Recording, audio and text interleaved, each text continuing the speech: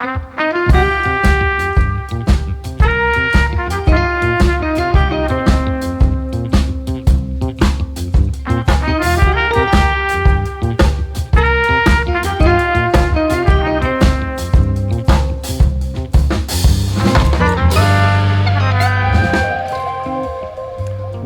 to the 39th limited edition of the Giornate del Cinema Muto Pordenone Silent Film Festival.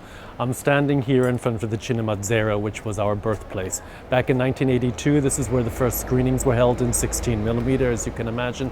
The Cinema Zero is really a unique institution, not just here in Italy, but beyond as well. Not just with repertory screenings, but its own archive. And it is one of the co-founders of the festival, along with the Cineteca del Friuli.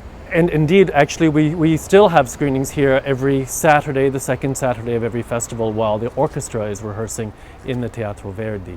This evening we're seeing a film from China from 1935 called Guofeng, which is usually translated as National Customs. It's a film about two sisters who fall in love with the same man, and it's a film also that really is a beautiful example of the fluidity of the camera movements in late silent film movie making. It stars two of the most important actresses at the time, Ruan Lingying and Li. Unfortunately, Ruan, probably the most famous of the two, her tempestuous life ended that same year in 1935 in suicide.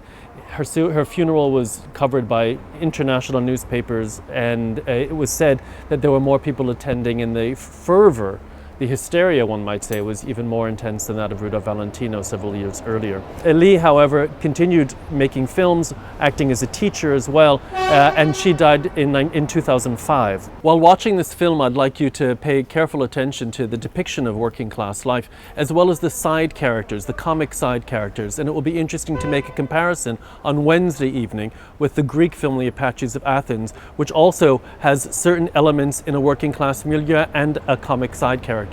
So it's nice to make that parallel there. This is the second time that we've screened this film. The first was in 1997, when the Giornate had probably the greatest retrospective that's still to this day been done on silent Chinese cinema. Unfortunately, it remains a very difficult cinema to access, even though it has so many jewels in it. So we're delighted that the China Film Archive in Beijing proposed this.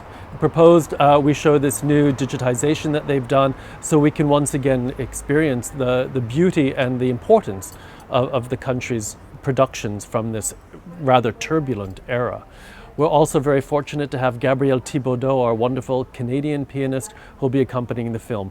So enjoy the screening, and do come back afterwards for the discussion that we'll be having with the musician, with scholars, and hopefully some of your questions.